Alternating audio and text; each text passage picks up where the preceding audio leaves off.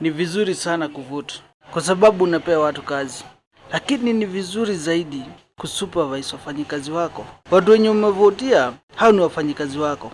Kazi yako kama Mkenya haishi wakati umemaliza kuvote. Hapana. Ati wewe voting day tu ndio sauti yako inamata. Hapana. Wewe after kuvote unakuwa supervisor. Unakuwa supervisor wa ule mtu mwenye ulivotia ama mtu mwenye alipita kwa hiyo uchaguzi. Kwa hivyo wewe bado una remain kuwa the boss wa the elected leaders. Hakuna kitu kama revolution kwa demokrasia. Wakati wa Kenya wanadai accountability kutoka kwa employees. Umeona employee mwenye ulivotia ama mwenye alipewa hiyo kazi afanye kazi venye inafaa, una hold them into account, haiwezi itwa revolution. Kwa hivyo whatever happened on June 25, 2024 ilikuwa ni employer, the boss of the elected candidate, walikuwa wana demand accountability from their employees. As simple as that. MPs wakifeli mabosi wao, mabosses wako na right ya kudemand accountability. President akifail, employees na Wakenya kwa jumla wako na right ya ku hold them into account, kwa sababu hao ni wafanyikazi wa umma. Hao sio bosses, hao ni wafanyikazi. Kwa hivyo usikuwe gaslighted ati kazi yako kama Mkenya inaishia kwa ballot,